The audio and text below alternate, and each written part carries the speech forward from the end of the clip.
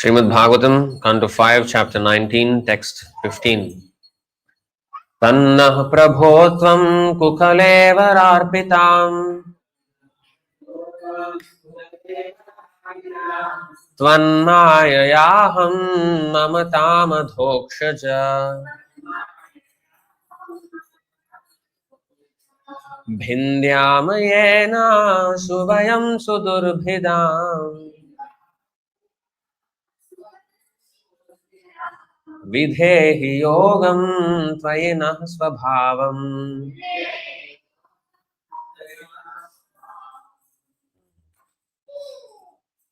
That's how we train our ear, okay? Without looking at the screen. Tat, therefore, nah, our, Prabho, O my Lord, Tvam, you, Ku Kalevara Arpitam, invested in this bad body, full of stool and urine,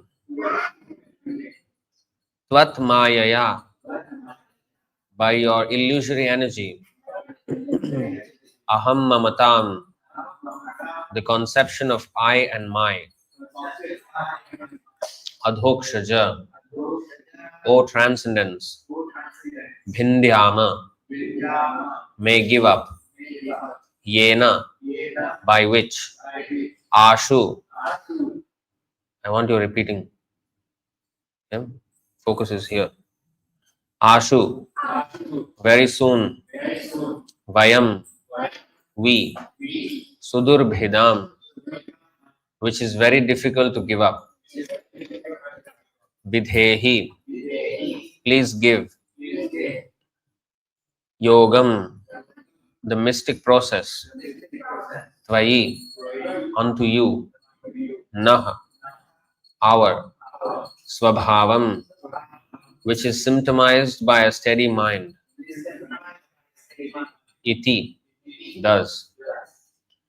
Translation and purport by His Divine Grace A.C. Bhaktivedanta Swami Srila Prabhupada Ki Jai. Translation, therefore, O Lord, O Transcendence, kindly help us by giving us the power to execute Bhakti Yoga so that we can control our restless minds and fix them upon you. We are all infected by your illusory energy, therefore we are very attached to the body, which is full of stool and urine, and to anything related with the body. Except for devotional service, there is no way to give up this attachment. Therefore, kindly bestow upon us this benediction. Please repeat. Repeat. Okay? Therefore, O Lord, O Transcendence, kindly help us by giving us the power to execute Bhakti Yoga so that we can control our restless minds and fix them upon you. We are all infected by your illusory energy. Therefore, we are very attached to the body, which is full of stool and urine, and to anything related with the body. Except for devotional service, there is no way to give up this attachment. Therefore, kindly bestow upon us this benediction. Purport. The Lord advises in Bhagavad Gita, Manmana bhava madbhakto madhyaji mam namaskuru. Bhagavad Gita 1865. The perfect yoga system consists of always thinking of Krishna, always engaging in devotional service, always worshipping Krishna, and always offering obeisances unto him. Unless we practice this yoga system, our illusory attachment for this bad body, which is full of stool and urine, is impossible to give up. The perfection of yoga consists of giving up attachment for this body and bodily relationships and transferring that attachment to Krishna. We are very attached to material enjoyment, but when we transfer that same attachment to Krishna, we traverse the path of liberation. One has to practice this yoga system and none other. Om Ajnanatimirandhasya Jnananjanashalakaya Chakshurunmilitam Yena Tasmai Shri Gurave Namaha. Shri Chaitanya Manobhishtam Sthapitam Yena Bhutale Swayam Rupah Kadamahyam Dadati Swapadantikam.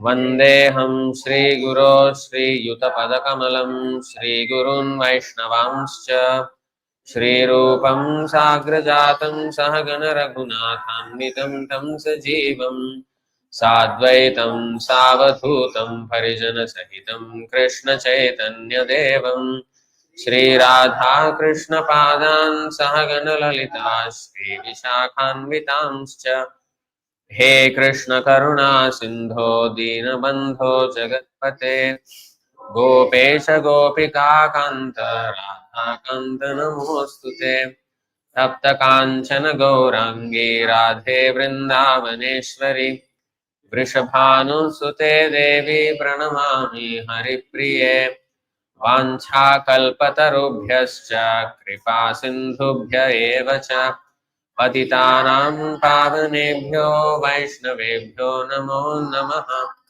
Nama Om Vishnupadaya Krishna Presthaya Bhutale Srimate Bhakti Vedanta Swamin Niti Namine Namaste Saraswate Deve Gauravani Pracharine Nirvishesha Sunyavadi Paschatya Deshatarine Jai Shri Krishna Chaitanya Prabhu Nityananda Shri Advaita Gadadhar Shri Vasadi Gaura Bhakta Vrinda Hare Krishna Krishna Krishna Hare Hare Hare Rama Rama Rama Hare Hare. So in this verse, hey, I don't want talking. Why? Talking start. Talking session start. What? Who you want to give class? Then you know how Bhaktivedanta Saraswati Thakur scolded Prabhupada for being a little, because he just leaned over to hear somebody saying something. Bhaktivedanta Saraswati Thakur scolded like anything.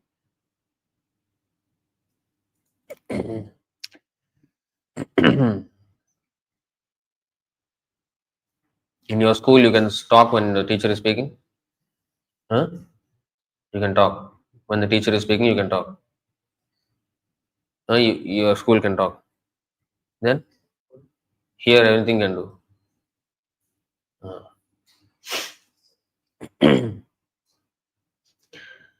So, Kukalevara.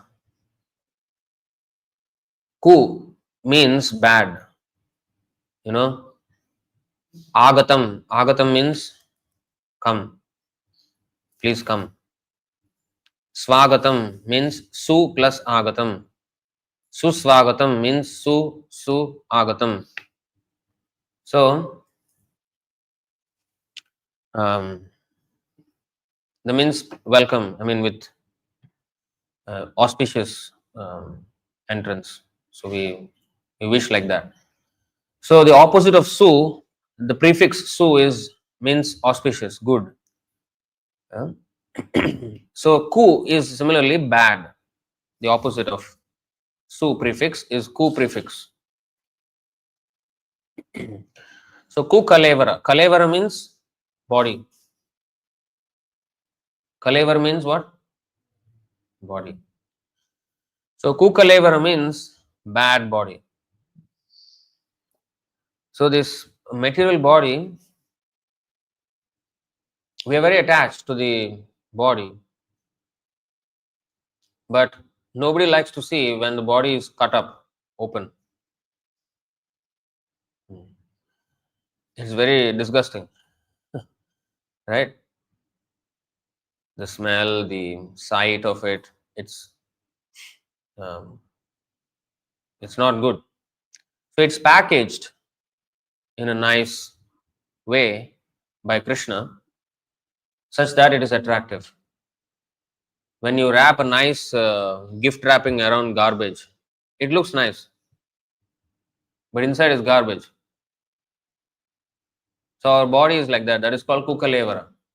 This skin is a packaging. Inside, if we cut open our body, is it nice to see?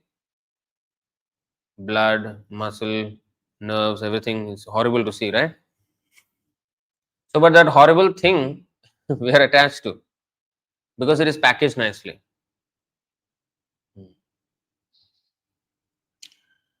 The Shankaracharya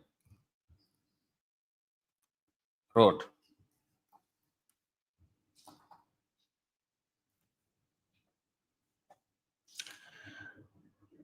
नारीस्तनभरनाभिदेशं दृष्ट्वा मागामोहावेशम् एतन्मां सवसादिविकारं मनसि विचिन्तय वारं वारम्. Having seen the supposed beauty of a woman's heavy breasts and her thin waist, do not become agitated and illusioned, for these attractive features are simply transformations of fat, flesh, and various other disgusting ingredients. You should consider this in your mind again and again. So, this is how Shankaracharya has taught how to actually think of the material body. Once Prabhupada's disciple, he said, yeah, it's all, the material body is full of all these disgusting ingredients. Prabhupada said, but Krishna knows where to put the fat, where to put the muscle, where to put everything to make it attractive. So, that is Krishna's genius. How, where he puts what, and it becomes attractive.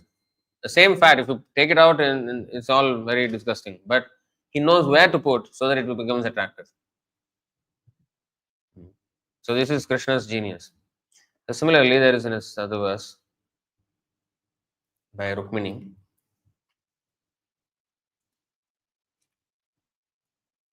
When M.S. Subbulakshmi sang this Mohamudgara, just a few verses, not all 34. And she chose a few verses like that. And she sang in a way nobody can follow. Actually, this was written so that people can actually follow. And it's very simple tune. नारीस्तनभरनाभिदेशं दृष्ट्वा मागामोहावेशम् एतन्मां सवसादिविकारं मनसि विचिन्तय वारं वारम्. It's very easy to follow. Sages, they write these things in verse format. Why? Because it is easy to remember. See, I can tell something. He said something like, paraphrase something. No, why can't I just quote exactly? Because it is difficult when it is prose. But when it is poetry, with the rhythm, with the tune, it's easy to repeat that. Easy to say all the time. Because when somebody says something, we may remember, after some time we may forget. But if it's packaged in a way where it can be repeated every time easily. Like, why children learn nursery rhymes?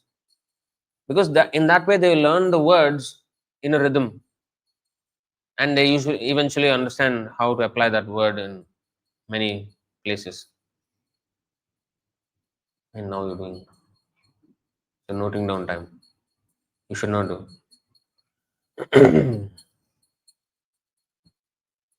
You must develop good habits, right habits. Don't do the wrong thing at the wrong time. Do the right thing at the right time. Understand? Even don't do right thing at the wrong time. And wrong thing at the right time. Do right thing at the right time. Understand?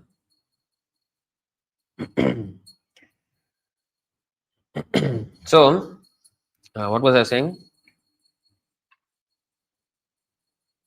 What was I saying?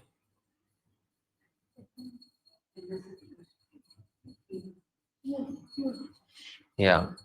So this chanda, the different length of the words, in poetry. So we can repeat that over and over again. All these prayers of the Mohamudgara of Shankaracharya, we can repeat. All the verses of Bhagavad Gita, different prayers and different teachings, we can repeat all the time.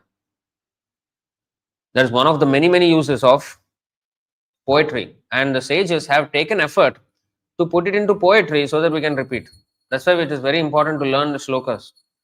The shloka learning course that I did during COVID, you should watch and learn how to chant the shlokas and start learning shlokas. Otherwise, our preaching will have no effect. When we talk something, when we don't quote, it's not as weighty. We should quote Krishna's words. Then only it has weight. Tvakshmashruro Oh, this is different. So this is Tvakshmashruro Nakha Kesha Pinadham Antar. Oh, 19. So you see, that's how we chant. Even the tune is by the number of Guru and Laghu syllables in each line. This is like Shad Goswami Ashtakam. Nana Shastra Vicharanaika Nipuno Krishno Kirtana Gana Nartana Parao Tvakshma Shruro Manakake Sharapin. No, this is actually still no.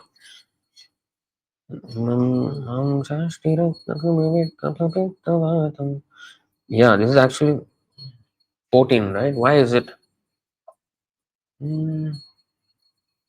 Tvakshmashruro Mam Shasthirakthakrimivid Kaphapittavatam Jivachavam Bhajati Kantamatir Vimudha Yate Padabjamakarandamajigrati Stri. So this is actually 14 syllables. This is what is the name of the chanda? See, I forgot. I need to recap myself. So this is not 19. This is not the Shadgoswami Ashtakam. This is like the 14, like the Brahma Samhita. So let's see what the meaning is. A woman who fails to relish the fragrance of the honey of your lotus feet, Krishna's lotus feet. I told, na? Haribol. I told you. You must pay attention. I don't want this movement. It's very, very distracting. Okay? I don't want that. That's not good habit. A woman who fails to relish the fragrance of the honey of your lotus feet becomes totally befooled and thus she accepts as her husband or lover a living corpse. Jivat Chavam. If you vicheda, Sandhi vicheda, Jivat Shavam. Together is Jivat Chavam. So living corpse. Corpse means what?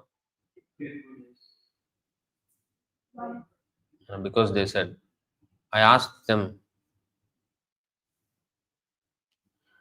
you know what is a corpse? Now you know. Corpse means dead body. Huh? Huh? Biological term.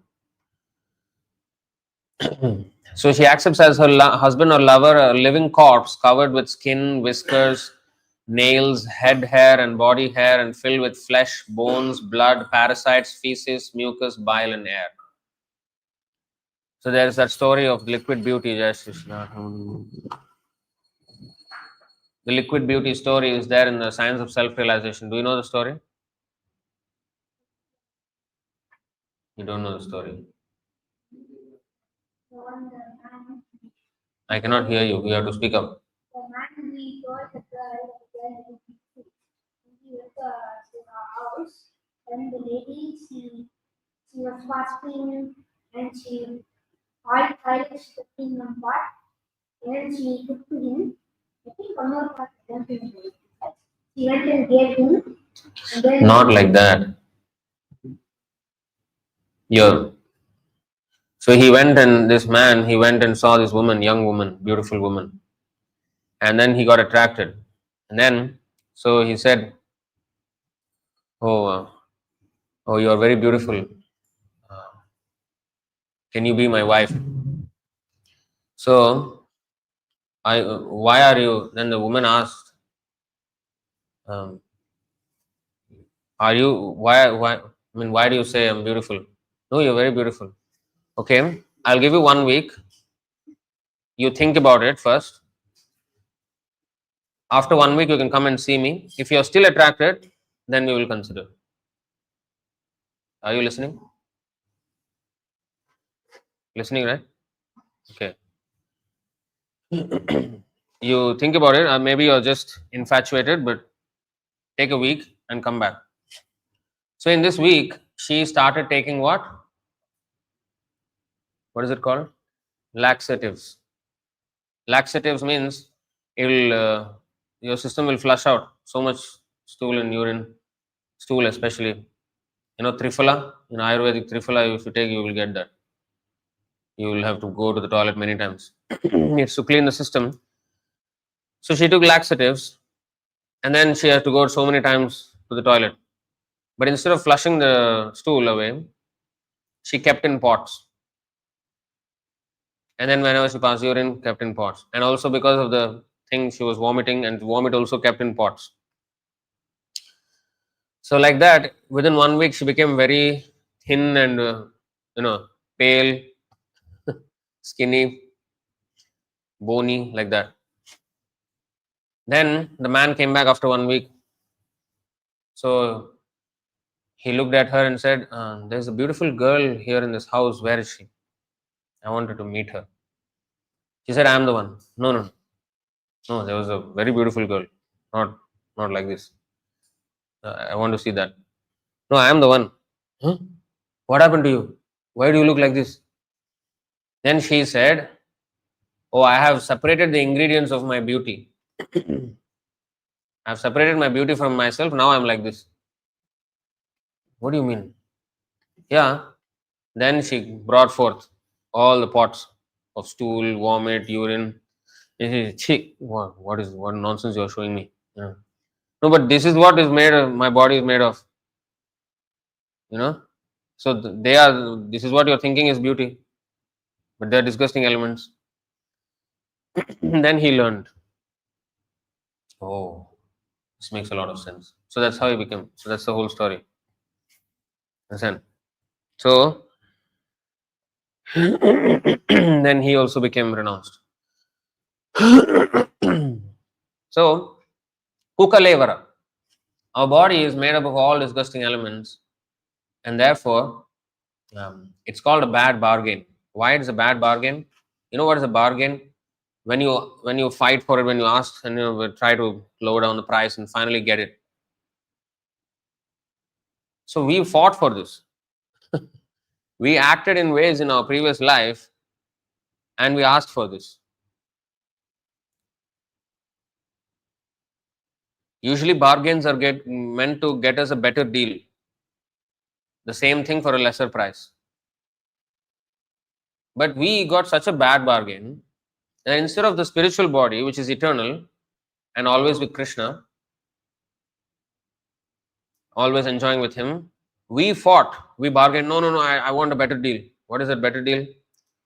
This material body, which is all this composed of disgusting elements, and which is temporary, and I cannot enjoy. So the value of the product is lower, the price is higher. What kind of bargain is this? Yeah. So we have to suffer so much, life after life after life, so much price we have to pay for this body, right? And then every action is judged, and then there is karma, then we have to suffer for that. So it's not worth. But so therefore it is a bad bargain. Kukalevara. Now,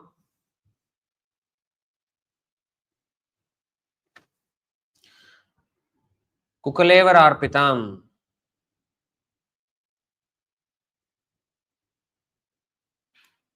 Aham mamata. This is another thing. What is this aham mamata? I and mine. This, so we think everything is I am the doer and all this is mine. So in this way, we are greatly attached to not only our body but all the things and people related to the body. Actually, no person is related to our body, but we think so. Aham mamatam, the conception of I and my. So this becomes very, very strong in the family life. Very, very strong. Therefore, in the Vedic system, 3/4 of one's life is spent without family life. That is the actual standard. Nowadays, 100% with family life.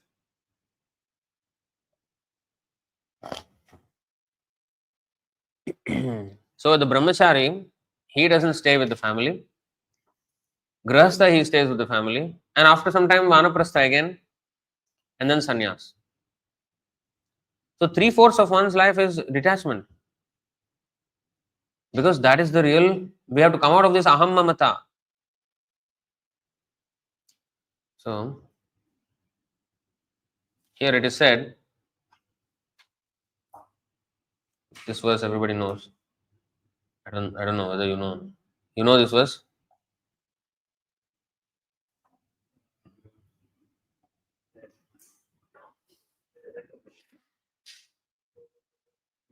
You know this verse? You know or not? This should be in the memory. Brahmachari means memory. Understand? You can read Sanskrit? You cannot read, right? पुंसस्त्रिया मिथुनी भावमेतं तयोर्मिथो हृदय ग्रन्थिमाहुः अतो गृहक्षेत्र सुताप्तवित्तैर् जनस्य मोहोऽयमहं ममेति. This aham mameti. Janasya mohoyam. Moha. The attraction between male and female is the basic principle of material existence. On the basis of this misconception, which ties together the hearts of the male and female, one becomes attracted to his body, home, property, children, relatives, and wealth. In this way, one increases life's illusions and thinks in terms of I and mine. Very well. What you all are very busily noting down? Drawing something, right? What you're noting down? What is that? Huh? What verse is this? Why you have to look there? If you wrote means you should know, right? What did you write? Now you are writing. Until now, what you were busily writing? You should write down the notes, you know. You are busy writing something. What you are writing? What is that?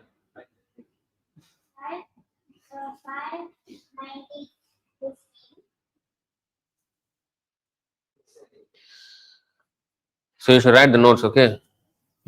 Later you got to memorize these verses. Listening or not? Later you have to memorize these verses.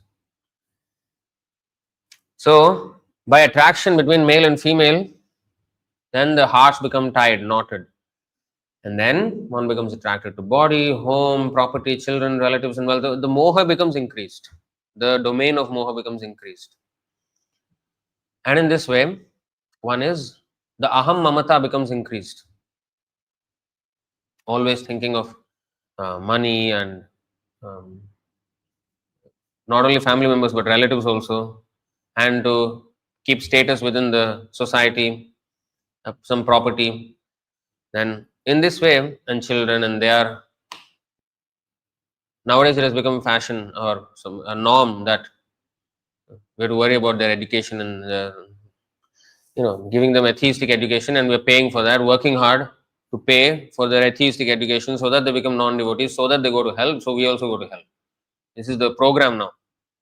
We're not thinking of how to actually, sometimes devotees say, oh, I have to work so hard, now my son's university I have to pay. Why you have to work hard? If you had made him a devotee earlier, he will not want to go to university, and you don't have to work hard to pay that money or the scam of a university that it is. Slaughterhouse education. What is this? You don't have to work hard, he doesn't have to work hard. Both of them can become devotees and preach and make the whole world happy. No, I will become sad, and I will want my son also to become sad. Is that proper education? Is that proper parenting? So we should think about how to give them spiritual education. Dharman Bhagavataneh Kaumaram Achrit Pragya. At 5 years old, we must start immediately. 3 years old, they are starting materialistic education with the nursery and all these things. Huh?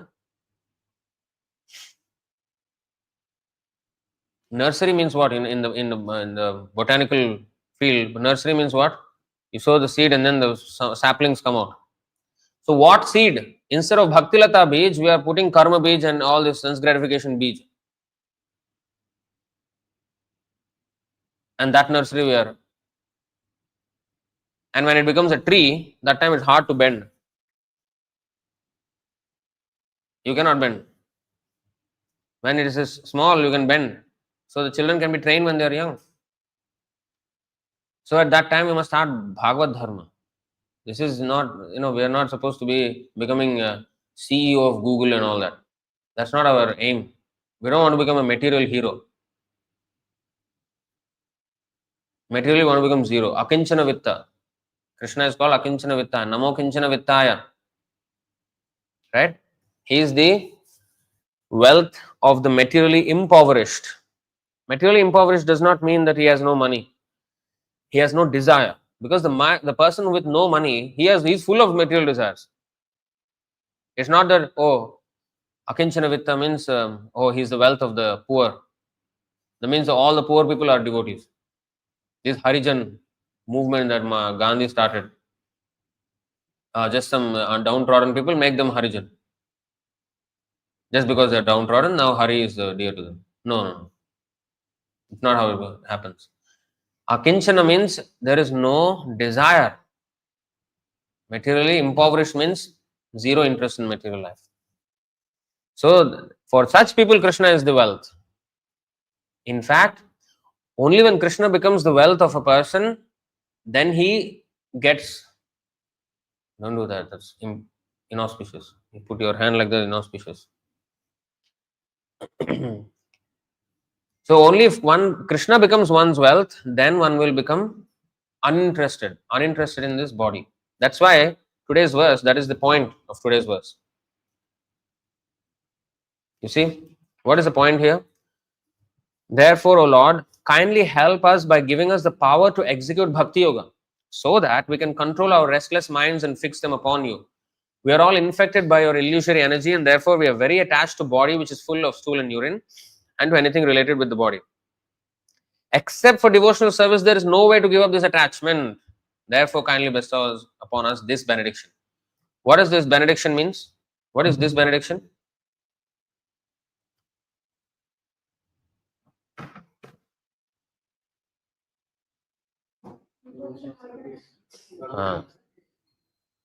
The power to execute devotional service. That is the benediction. Why are they praying? Give us the power. Help us by giving us the power to execute Bhakti Yoga.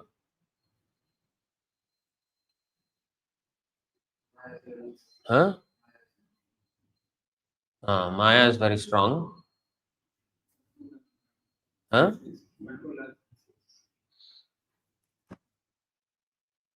So this power to execute Bhakti Yoga, you know what it is?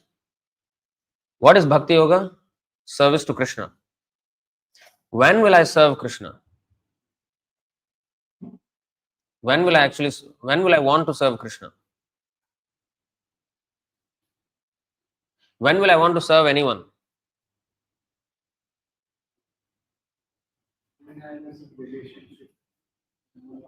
Yeah, there has to be. So that is the material calculation. For example, a mother does not get any return. Of course, sometimes they think that okay, when he grows up, he will give me something. That is nonsense motherhood. But when the child is an infant, she is serving the child without anything in return. So why would she serve?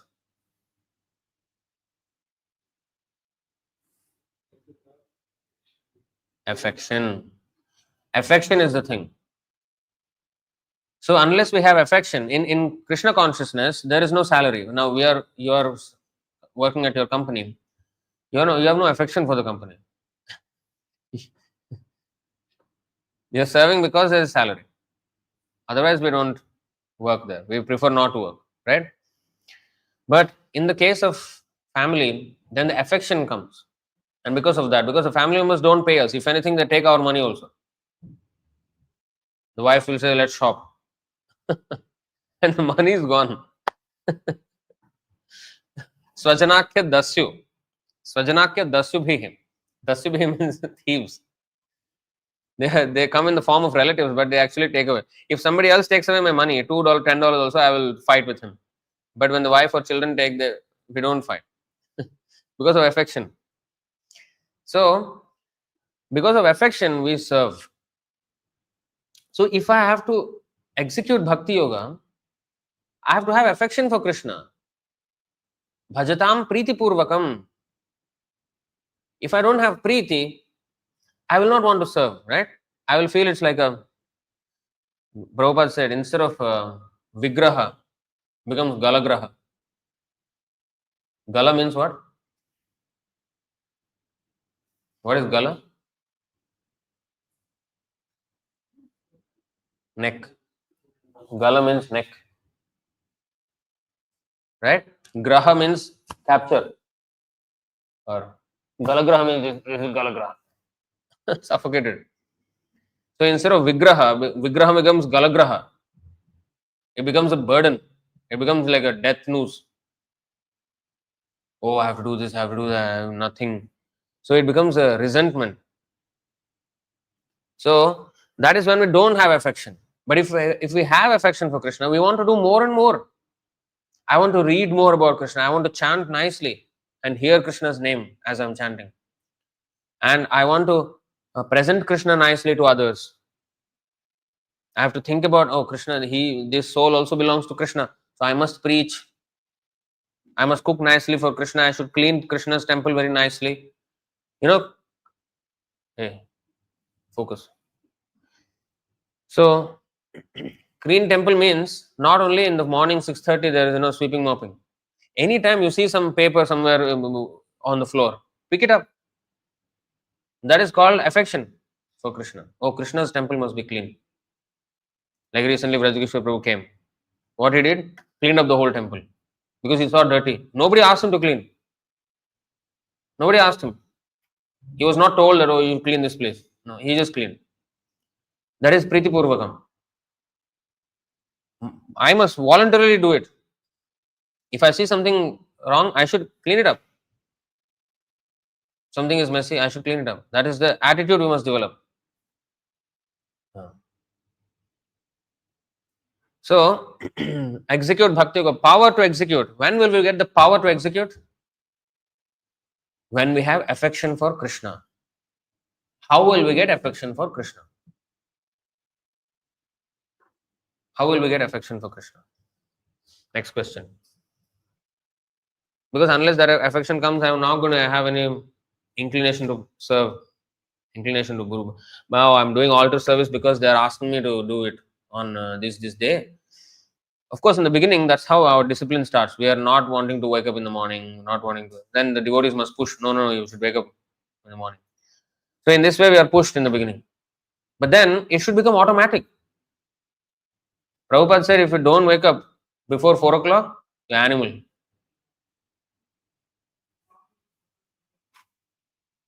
Animal. So we have no attraction to Krishna. If I am waking up, if I am not enthusiastic, utsaha nisyaya dhairya. If I have to have utsaha, oh, I am going to serve Krishna, let me go to Mangala. But if I am waking up, it's like, I had to wake up from Mangala Arati and all. Okay, let me sleep one more time, another 10 minutes. That means I have no attraction.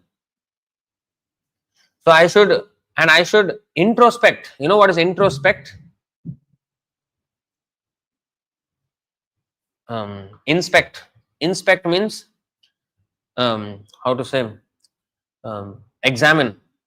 So introspect means examine oneself. oh, I am behaving like this. What does that mean? That means I have no attraction. I have to work on this. So self improvement will happen when we introspect. You should not that others should tell. When another devotee tells you, oh, you should do like this, that is actually mercy, because I am unable to see my own fault.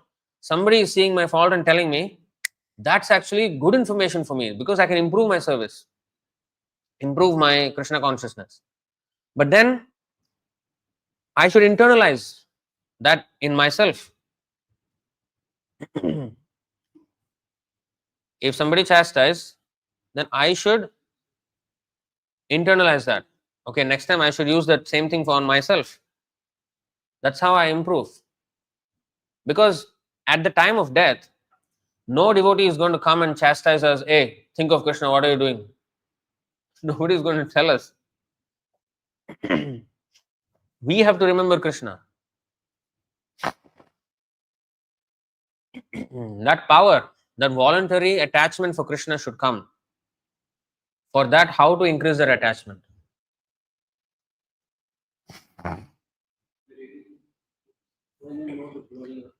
Huh? When we know the glories of Krishna. How will we know the glories of Krishna? That is the point. If we do not read, our mind will be restless. Today, what is this? Give us the power to execute Bhakti Yoga so that we can control our restless minds and fix them upon you. You know that Japan-India letter? I think it's a lecture. You know that? Huh?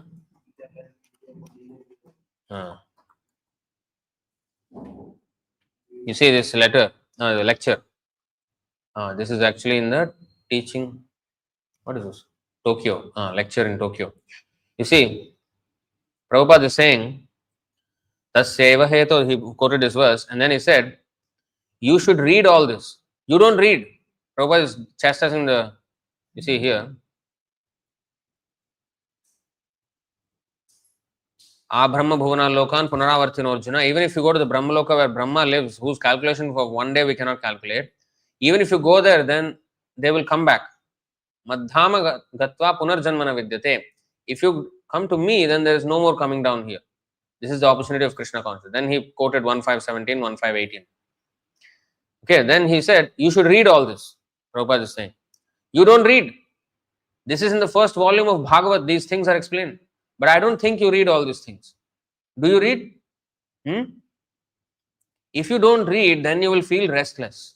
Oh, let me go from Japan to India, from India to Japan. You are restless because you don't read. I am laboring so hard for you, but you don't take advantage. Don't take advantage of eating and sleeping. Take advantage of these books. Then your life will become successful, will be successful. My duty, I have given you so valuable things day and night trying to convince you, each word to word. And if you don't take advantage of this, then what can I do for you? Then he said, all right. That was the end of the lecture.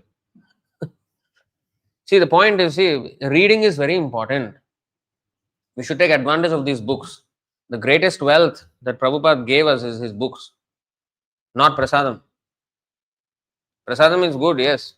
Chaturvidha Shri Bhagavat Prasada. Swadvanna Triptan Haribhakta Sanghan. But what is the meaning of the word prasadam? Books are not mercy. That is real mercy. That is real prasadam. Food for the soul.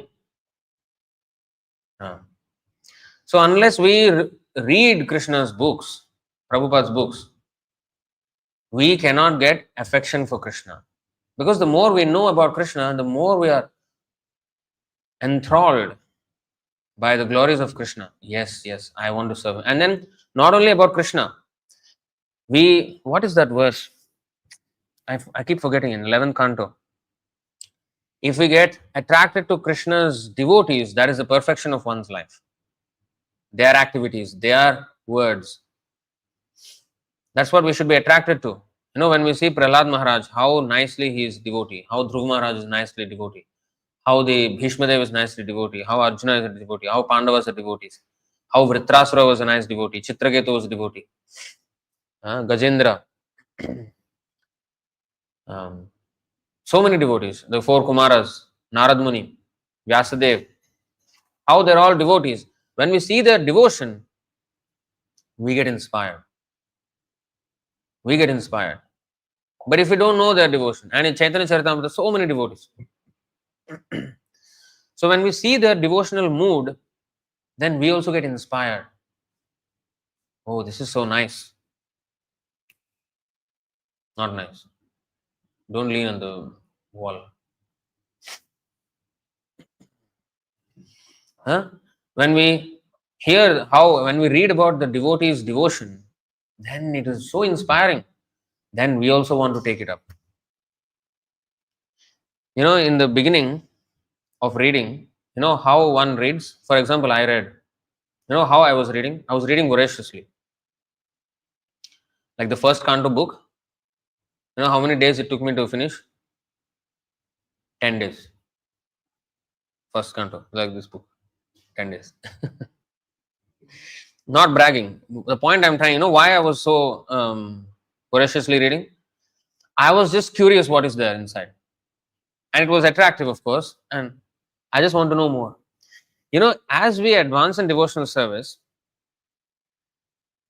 the reason for why we read, because why would one read again the same thing? Okay, once I have read.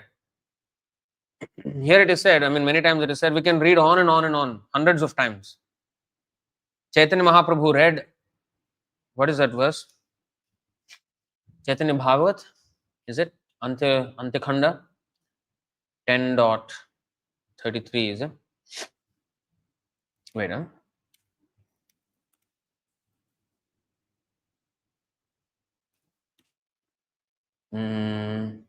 not like this. I forgot the exact words. So there it is mentioned that Chaitanya Mahaprabhu read Prahlad Maharaj and Dhruv Maharaj's life hundreds of times. So in the first instance, it's like, okay, I'm just curious. I want to know the story. What is the story of this? What is the story of this? Like, you're just curious. Once you know the story, why would you read again? Slowly, we will start to realize as we advance in devotional service that when we read, they are written for our purification. In the beginning, yes, it is curiosity. Okay, that's how we're introduced.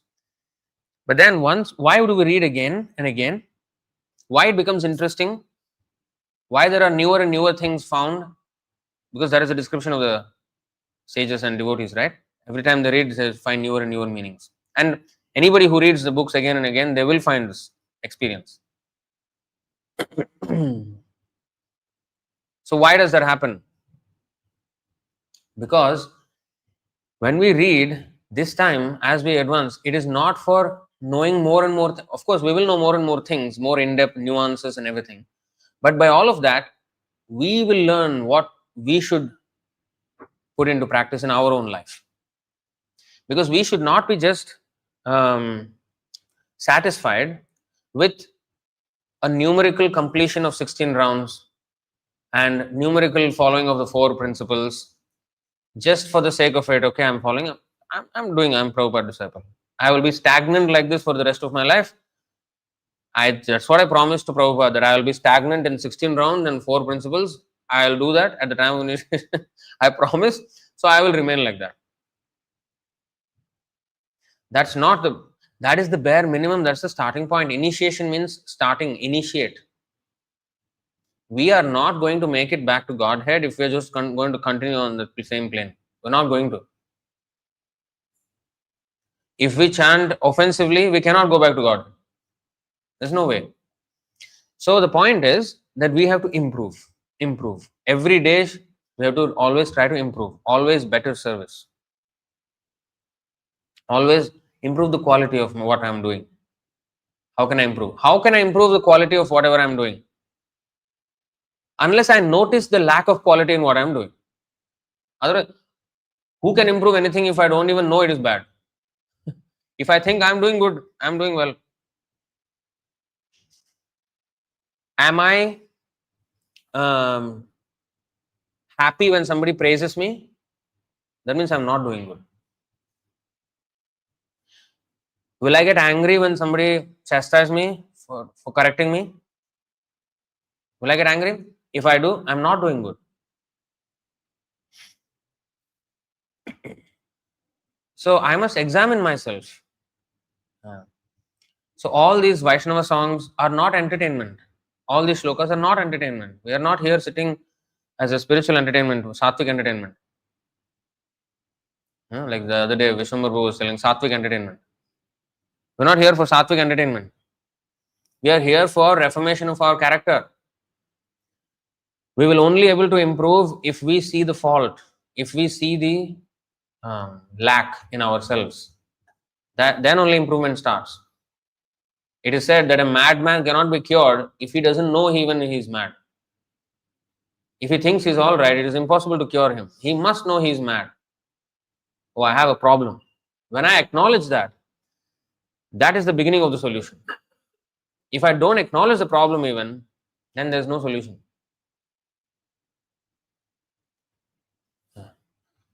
So I have to. So this Prabhupada is saying restless. The mind will be restless. India, Japan, Japan, India. We used to have a maths lecturer in our. When I read this, I remember my maths lecturer in junior college. He always used to scold us. Anybody, when we here in Singapore, we say Alibaba, right? When if somebody does something not so nice, Alibaba. So he used to say Japan. The way he pronounced it, Japan. And somebody does something, Japan. He used to say, I don't know why. He just used to say like this. So when I read this, India to Japan, in my head it's like India to Japan, Japan to India.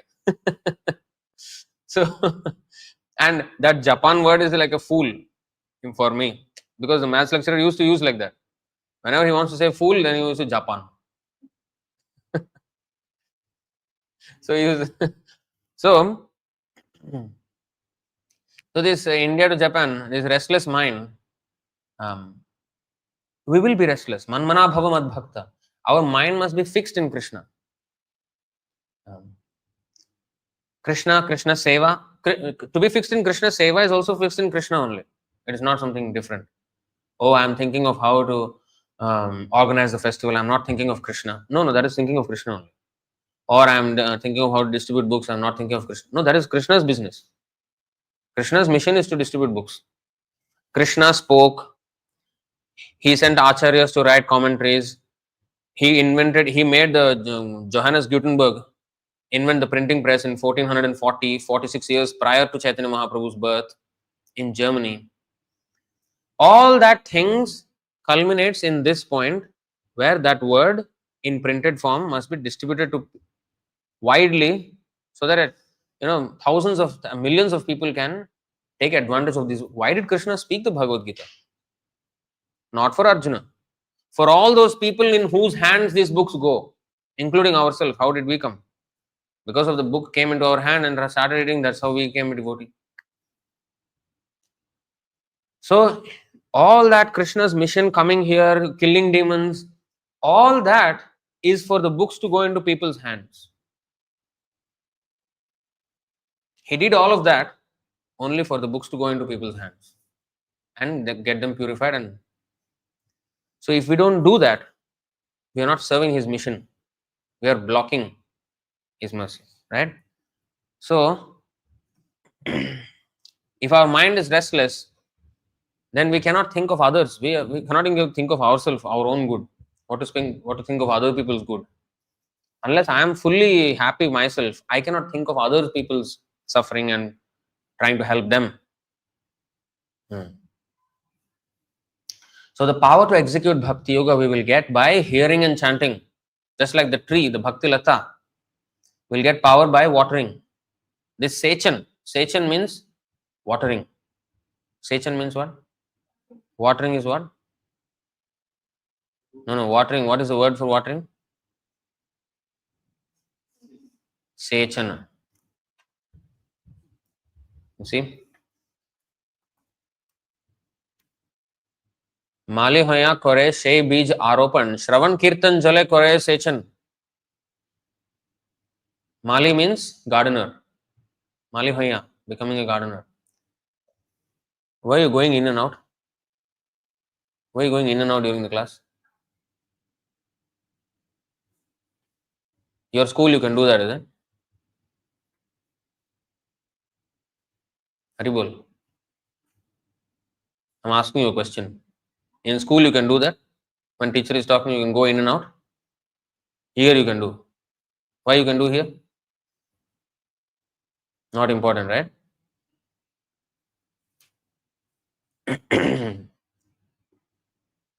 You know the fourth offense of blaspheming Vedic scriptures. This is blasphemy, and there's no reason simply going out for what. When scripture is being discussed, you must sit down here. You are no more like that Bhagavat, that age, right? You are grown up now, correct?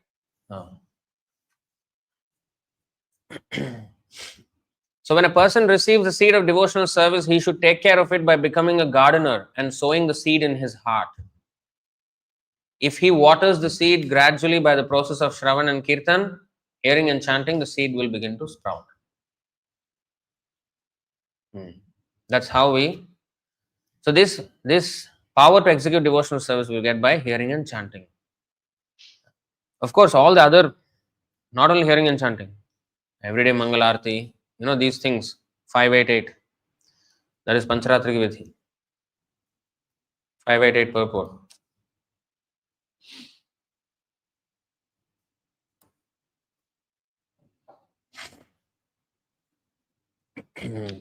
From this, we can understand how we have to be very cautious in executing our spiritual duties by observing the rules and regulations and regularly chanting the Hare Krishna Mahamantra. If we neglect doing this, we will eventually fall down. We must rise early in the morning, bathe, attend Mangalarati, worship the deities, chant the Hare Krishna mantra, study the Vedic literatures, and follow all the rules prescribed by the acharyas and the spiritual master. If we deviate from this process, we may fall down even though we may be very highly advanced. Okay. So we have to follow this very diligently. That is the sum and substance of actually today's verse. Let's see if any other word is there. Bhindyam yenashu vayam sudurbhidam. This other word, sudurbhidam. Very difficult to give up. The attachment to the body is very difficult to give up. Durbhidam means difficult. Sudurbhidam. Very, very difficult to give up. But by bhakti yoga, very easily we can give up. Because Krishna is, Prabhupada very nicely explained, why are we attracted to this body? Because there is the soul inside. If the soul is not there, a boy is not interested in a girl, girl is not interested in boy, no, we are not interested in our friend, no, nobody. If there's a dead body, we are not interested in that body. Maybe some worms will be interested as food only. Right? But we are not interested in that person when the body is dead. So why our attachment is for the person is actually because of the soul. Then the next question is why are we attracted to the soul? Because originally the soul is a part and parcel of Krishna. So actually we are attracted to Krishna. But because we are now materially infected, we are attached to the one small part and parcel of Krishna, and that too not to the part and parcel, but the body of the part and parcel. So this is a perverted attraction for Krishna only. Actually, we are attracted to this body because we have attraction for Krishna. But because we have no information of Krishna, we are only attracted to the person, and that too not even the person, the body of the person. So if we trace back our attraction to the body, it is because of the soul. And why the soul? Because it is a part and parcel of super soul, who is the all attractive Krishna. That's why we are attracted to anyone. So in this way, Prabhupada very nicely presented this. How the love becomes lust. Love for Krishna becomes lust for our bodies and other people's bodies. So how it transforms. Because when we are not attracted, how it transforms. And how from the lust we can trace back the thing to love of Krishna because of this connection. So as much as we understand that we are actually the soul and not the body, the more and more we understand this. And how we will understand? By this, reading the books. Don't lean. That wall is Maya. So, difficult to give up becomes easy by becoming attracted. So that's why these, if you usually materially we understand how we learn things, like we learn basics and then go to complicated things. Like in the maths, when we are a small primary school, and maths in junior or degree is high. But in the case of Bhagavatam, for example, that's not how it goes. We will repeatedly see the same lessons again. Like in the 7th canto, Hiranyakashipu is speaking philosophy, 2nd chapter, where he's talking about the non-eternity of the body, temporariness of the body, and the eternity of the soul. He's citing an allegorical story. So he's citing a story which has all these lessons. And even in the 11th canto, we will receive education about the body and soul. Almost end of Bhagavatam already, still going on body and soul. No, these are repeated over and over again, so that as we are reading, that topic is revised from different angles. It is presented, and that is important. Not that one thing I learned. Okay, now you are perfect in that. Now let's go to the next. No, again there will be those revisions. So that's why sometimes devotees say this: "Oh, I am reading, but I don't remember what I am reading from that." Doesn't matter. Just read, because those topics will get repeated themselves from different angles. Then you'll remember. Oh yeah, I read something else that time. It was explained in this way. Now it's explained in this way. I may not remember exactly where I read it, but I will understand the philosophy. I will start to formulate the philosophy in my head. So that's why it doesn't really matter, even if I'm not remembering what I'm reading. Doesn't matter, because our minds are so weak. That's why Vedavyas wrote it, so that we can read it hundreds of times. So first reading, if I don't get it, doesn't matter. Next time I'll read again. In this way, I have to read again and again and again. Then I will find newer and newer tastes. That's how I become strengthened. And when I read, I should engage with the reading. I'm reading something, I have a question. Wrestle with what is given there. Don't blindly accept. Of course, I'm not saying you should doubt Prabhupada. That's not what I'm saying.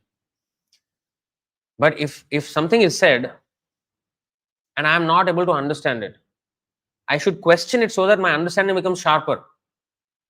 Not that I question it so that you question the Shastra, question Prabhupada. That's not the questioning. Question it. How is this? How to understand this? Why can't it be like this? Why is it said that it is like this? So when I question like this, then that is the beginning of clarification in my mind. So that's why here it is said,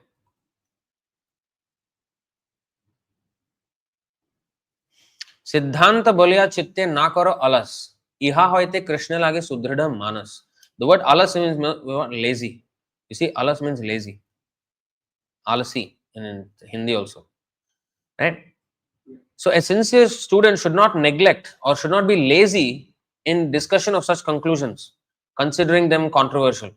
Oh, this is controversial. Let me not talk about it. No. That way, my mind is not fixed in the proper understanding. So the controversy must end in my mind. It should become clear. For that, I have to question so that I become clarified. So when we are reading, we should question and then keep on reading. Maybe we'll find the answer in the next 10 pages somewhere. But note down the question. What you have. Oh, it is said like this. Contemplate. Why is it said like this? Okay, let me write down this question, because why is it said like that? Okay, let me read on. Maybe the answer will be there. Sometimes the answer will actually, we will get there itself. Sometimes may not. And then you can ask the devotees. Actually, answer will be there if you read Prabhupada's books, keep on reading. But you can ask the devotees, so that devotees also will explain and show other references like that and their realizations. So in this way, we strengthen, for such discussions, strengthen the mind. You see, a sincere student should not neglect or should not be lazy about discussion of such conclusions, considering them controversial. For such discussions, strengthen the mind. But this only happens when we do it in the proper mood, not like challenging the author or challenging the Krishna, but challenging our own mind. Why my mind is thinking like this, and this verse is saying like this. Am I understanding the verse wrong? Or if I understand it right, why is it contradicting my mind's thoughts? Definitely something is wrong with the mind only, not with so that's how we should approach. So something has to change in my mind to accept that conclusion. So the challenge is not to change what is written there, but change my mind in order to accept that what is written there. So like that is called engaged reading. We should do engaged reading, not simply this Tattvavit Prabhu. If I go to temple, he will ask me whether I read or not. 1 hour, I'll read something. No, I'll read something. Okay, 10 pages. Please. I read. Have you read? Yes. That kind of answer I don't want.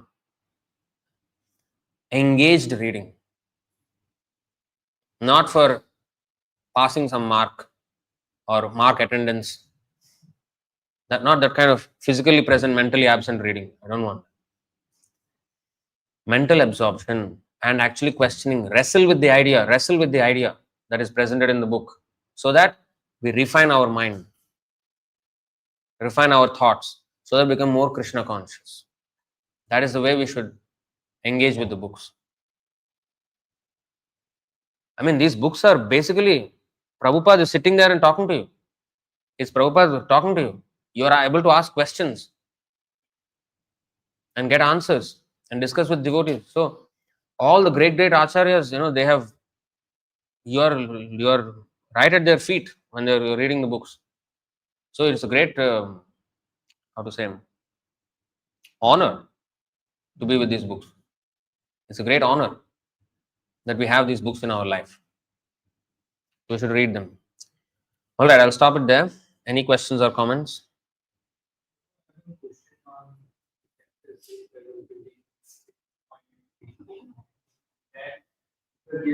Mentioned about Nirvana. What is that? It was mentioned about Nirvana, the Jnana Yoga, chapter 6, 16 sloka onwards. It was going to, it started with the mind and then it went how we can control our senses to come about the mind. And the mind bewilders everywhere, and we go to a secluded place during this set and focus our mind and nose. Still, it's not recommended at this stage. I think we should focus on chanting and praying. If we go to a Chinese person, per se, in office, they speak about the philosophy, you will come to a point where he will say about liberation, nirvana, merging with the Brahmajyoti. And when we read Bhagavad Gita, it says nirvana is basically Tattvavit where we clear our material senses to the level that we are completely out of material attachment. So then is basically we are at the level that we understand Krishna consciousness to the right perspective. So in this case, how we make a Chinese person or somebody who follows Buddhism to bring it, from Buddhism, Buddhism. How to divert a person who is having widest philosophy to Krishna consciousness, from nirvana to Krishna consciousness. Nirvana means to stop material activity. Krishna consciousness means to engage in spiritual activity. So Prabhupada gave the example that a child, if he is naughty, there are two ways to control the child. One is ask him to shut up and sit down. Don't do anything. So in that way he can not do anything bad.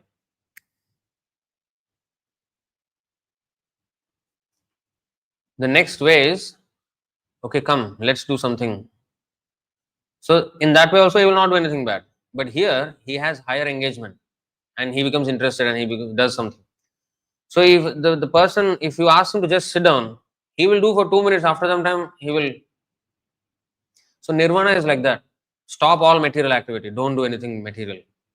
But you can't stay without activity. You're a stone then. So you can't be zero, Shunyavad, because the soul is active. Only a stone can be zero. A stone is a nirvana. But you are not a stone. So we need activities. Another example Prabhupada gave. When a person is diseased, he cannot run, he cannot jump, he cannot dance, he cannot be enjoying life. Now, when he goes to the hospital and he gets cured of the disease, he's just out of the disease, just out. But he's not yet full strength yet. He's just out of the disease. That is nirvana. Just stopping the diseased activity. But the real activities of his life hasn't started yet. So nirvana is the borderline between material activity and spiritual activity. So for the less intelligent people, nirvana is good. Okay, at least stop material activity. But unless we establish ourselves in spiritual activity, we will come back again to material activity. So Krishna consciousness offers the higher principle. So nirvana, for example, I know I'm not this body. I don't belong to this. I don't belong to that. So I should not do anything. But where do I belong? I do belong somewhere. It's not that I'm completely independent. So where do I belong? To whom do I belong? When I understand that, then our relationship can be fully satisfied. Otherwise, it's like stopping all relationships and then nothing. Void. We cannot remain like that. As living souls, we cannot live like that. this case, they don't believe that we are, as the individual, we are eternal. Don't they believe that? The Nirvana process, because it's a void. So it ends there that we are just this body. So that's we how. are not eternal, then So that's why we should point out the defect. That is it better that you stop all activities? Then stone is better than you. It has been in nirvana for millions of years. Stone is better than you then. So that's not a very good philosophy. I mean, it is good for those who are very, very materialistically, but you have to climb above that and come to spiritual activity. Does this logic not make sense of coming to spiritual activity, the diseased man to the healthy man, the transition, and the what is the other one previously I said? The naughty child to the well-behaved child. If the child does not do anything, after some time you will scold that child also. Hey, why are you sitting down there doing something? If he is doing something bad, you say you sit down, don't do anything. But if he doesn't do anything, why are you not doing anything? Do something. So both are bad actually. But comparatively, that sitting down is better than doing bad. But comparatively, doing good is better than sitting down. So nirvana is the borderline, stopping. So this is the logic you have to tell them. There is no higher taste. You have no relation. All the happiness that we get in this material world is because of our relations with others. Now, when we don't have that, and we don't have anything to replace that, you're just by yourself. And then what is even life? What is the meaning of life? To become a stone? Stone is better or you're better? You're living. So you want to degrade yourself to a platform of a stone or a dust or something like this? stop on this senses Yeah. activity. It's not comes automatically for them because they're not serving the Lord. Yes. So they're not getting the higher taste. So they're just stuck there. Yeah. And that is explained in this verse, right? Many times we quote this verse. 10 to 32. येन्येरविन्दाक्ष विमुक्तमानिनस् त्वय्यस्तभावाद् अविशुद्धबुद्धयः आरुह्य कृच्छ्रेण परं पदं ततः पतन्त्यधोनादृतयुष्मदङ्घ्रयः.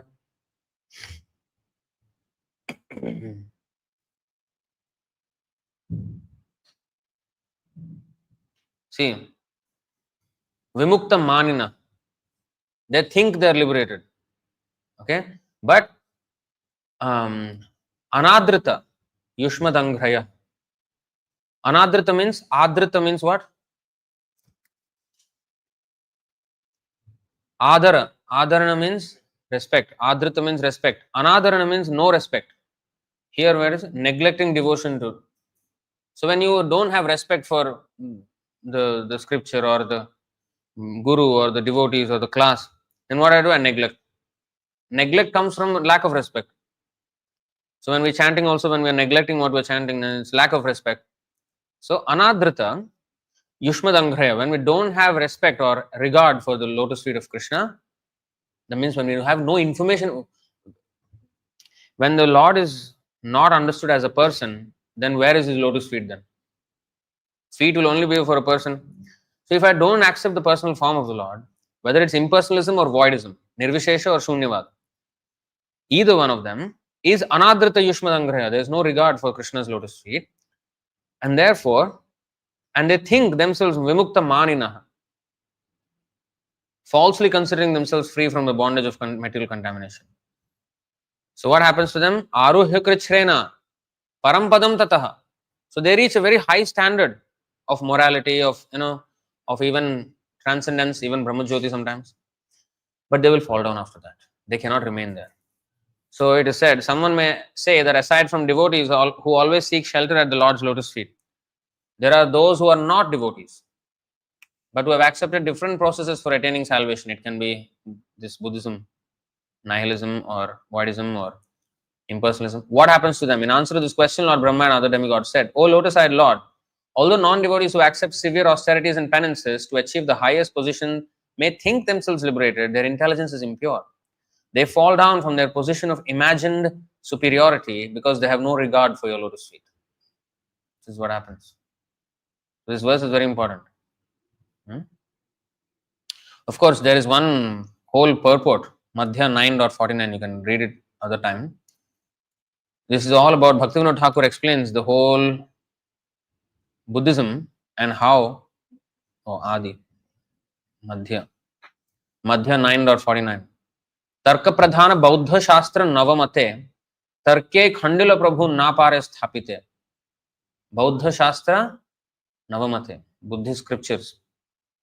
The scriptures of the Buddhist cult are chiefly based on argument and logic, and they contain 9 chief principles. Because Sri Chaitanya Mahaprabhu defeated the Buddhists in their argument, they could not establish their cult.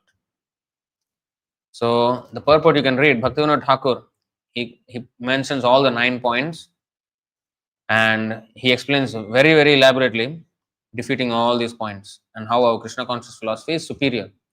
So you can go and read that. We don't have much time here. You can read that as a homework. Madhya 9.49. But this is not to insult them. It is to help them understand, yes, Buddhism is good, but you go higher now. Buddha, also Krishna, he came for a particular purpose. Now understand his real purpose behind, climb higher. Okay, Vrajagishwar Prabhu was saying 11 to 12. Let's see. I do not see this.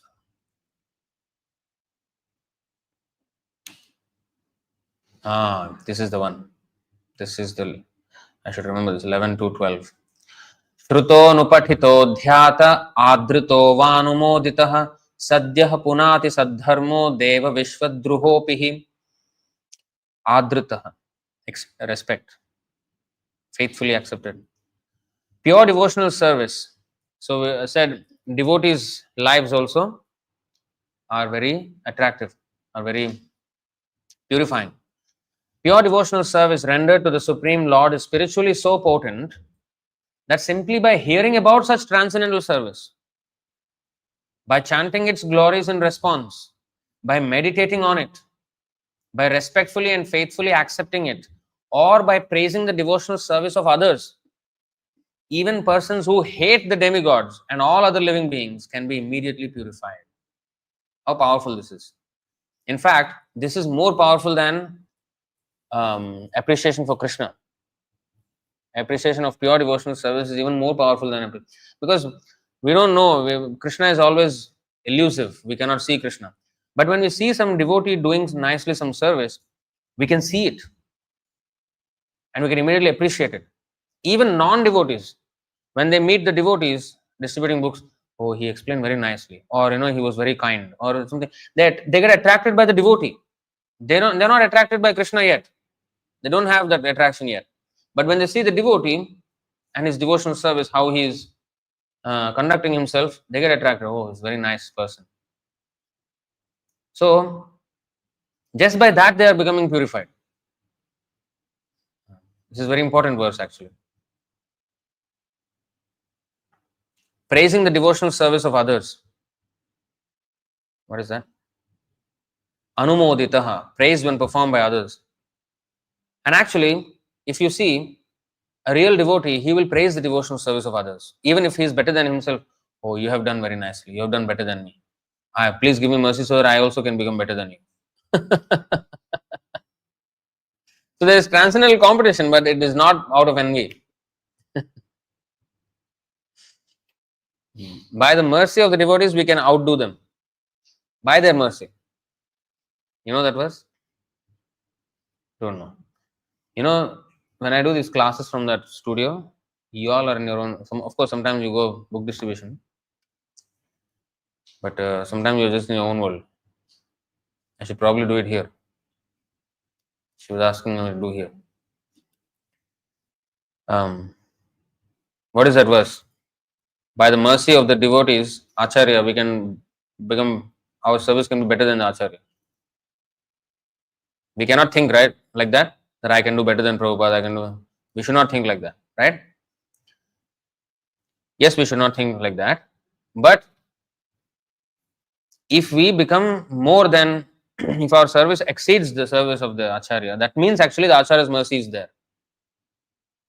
It's a very transcendental nuance that it is not out of ego that this comes. Okay, so let 1665.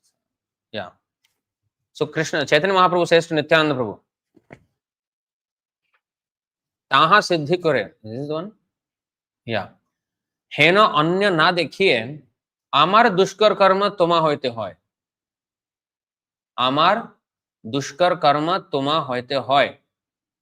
Means, Chaitanya Mahaprabhu continued, you can perform a task that even I cannot do.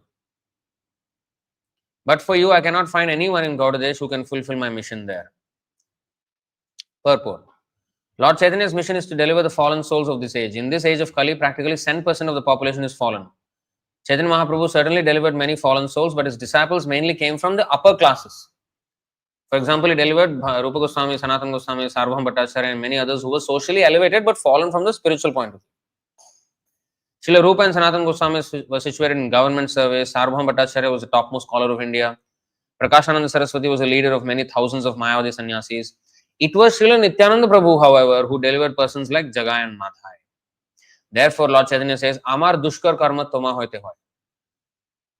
Jagai and Madhai were delivered solely by Nityananda Prabhu's mercy. When they injured Nityananda Prabhu, Lord Chaitanya became angry and decided to kill them with his Sudarshan Chakra. But Nityananda Prabhu saved them from the Lord's wrath and delivered them. In the incarnation of Gaurnita, the Lord is not supposed to kill demons, but is supposed to deliver them by preaching Krishna consciousness. In the case of Jagai and Madhai, Chaitanya Mahaprabhu was so angry, he would have immediately killed them, but Nityananda Prabhu was so kind that he not only saved them from death, but elevated them to the transcendental position. Thus, what was not possible for Sri Chaitanya Mahaprabhu was carried out by Nityananda Prabhu.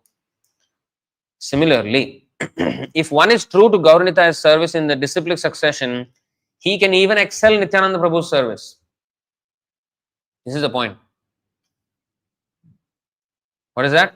If one is true to Gaurnita's service in the disciplic succession, he can excel even Nityananda Prabhu's service. This is the process of disciplic succession. Nityananda Prabhu delivered Jagai and Madhai, but a servant of Nityananda Prabhu, by his grace, can deliver many thousands of Jagais and Madhais. That is a special benediction of the disciplic succession.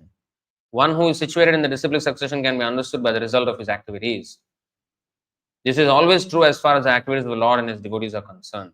See? So it is said, Radha Krishna, like Krishna was so eager to know how much pleasure Radharani is feeling, right? She relishes hundred times more pleasure than Krishna is feeling. But the gopis who were assisting Radha and Krishna, they were feeling 100 times more than what Radha and Krishna were feeling. And the gopis who were assisting the gopis who assisted Radha and Krishna, they were feeling 100 times more than the previous gopis. So the bliss increases as you become servant of the servant. That's why Chaitanya Mahaprabhu himself wants to become servant of the servant of the servant. Why Krishna became Parthasarathi? Because there is more happiness than being the Supreme Lord, than becoming the servant of the servant. He wants to become the servant of the servant of the servant. That's why he said dāsa dāsānu dāsa. Even King Kulashekar, what did he say? Majjanmana phalamidam madhukaithabhare Majjanmana phalamidam madhukaithabhare mat prarthaniya madanugraha esha eva Tvadbhritya bhritya paricharaka bhritya bhritya bhrityasya bhritya iti mam smaralokanatha. You see how many times bhritya and paricharaka? What is bhritya means? Servant. Chaitanya Mahaprabhu said dāsa dāsāna dāsa 3 times. Then Kulashekar said, O enemy of Madhu and Kaitabha, O Lord of the universe, the perfection of my life and the most cherished mercy you could show me would be for you to consider me the servant of the servant of the servant of the servant of the servant of the servant of your servant. 7 times. Because there is more happiness than. That's why devotees, what did Chaitanya Mahaprabhu pray? Na dhanam, na janam, na sundari. He did not even say, okay, I don't want all these material things. But I don't want to go to you also. I'm not even demanding that. Because I don't find myself qualified. Mama janmani janmanishware. But bhavatad bhakti rahaitu kitvai. I don't mind being separated from you. But don't separate me from bhakti. Bhakti is bhakti. Because once there is bhakti, bhakti revainam darshayati. Once there is bhakti, Krishna is there. If you want Krishna, Krishna is not there. But if you want bhakti, then Krishna is automatically there. Krishna Karshini. So the bhakti is more. Devotee can stay away from Krishna, but he cannot stay away from bhakti. And of course, when you have bhakti, you have Krishna. And that away from Krishna is actually with Krishna. But when there is no away from bhakti, means there is Maya. You know, Radharani prays. What did she pray? What did she say?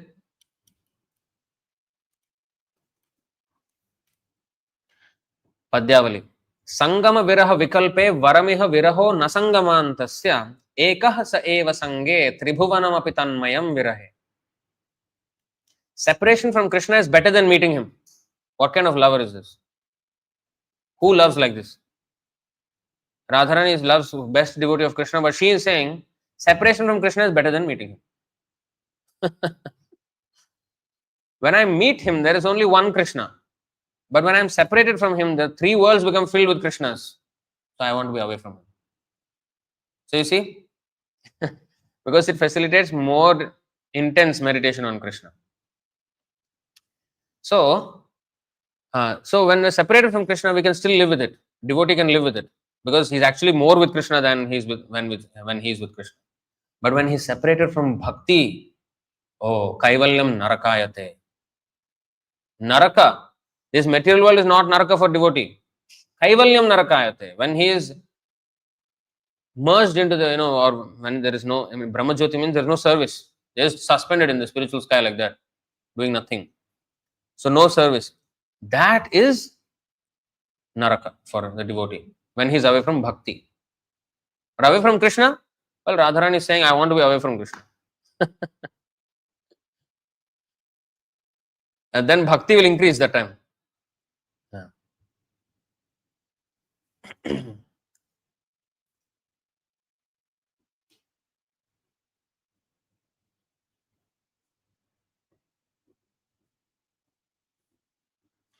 Okay, so anything else? Every one of us is kuyogi because we have engaged in service of this material world, forgetting our eternal relationship with the Lord and His eternal loving servants. It is our duty to rise from kuyoga platform to the suyogis, perfect mystics, 425, 4:20-25. So there is another word, suyogi, kuyogi.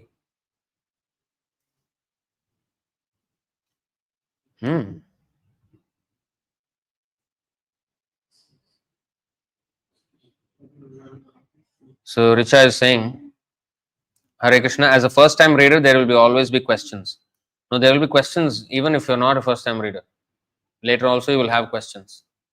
But your questions will become more refined. And that curiosity will actually keep you hooked or addicted, because you will question different things at that time. But that does not mean your understanding is becoming wayward. No, your understanding is becoming refined and refined and refined. And even if you are completely, still there are more things to learn, because Krishna is unlimited.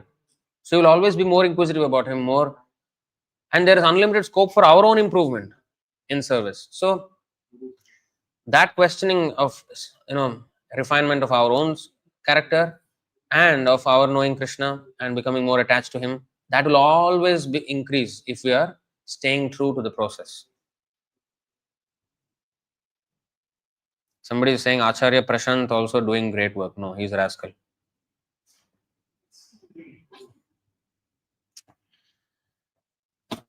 Okay. And anyway, why the comment even necessary? Just stay shutting up and just listen to the class, right? But no.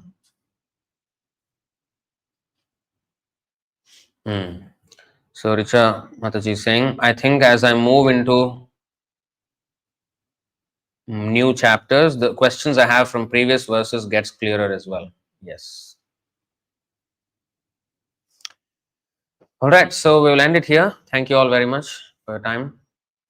Oh wow, so late. ग्रंथराज Shrimad Bhagavatam की जय, श्रील प्रभुपाद की जय, निताय गौर प्रेमानंदे, हरि हरि, हरे कृष्ण।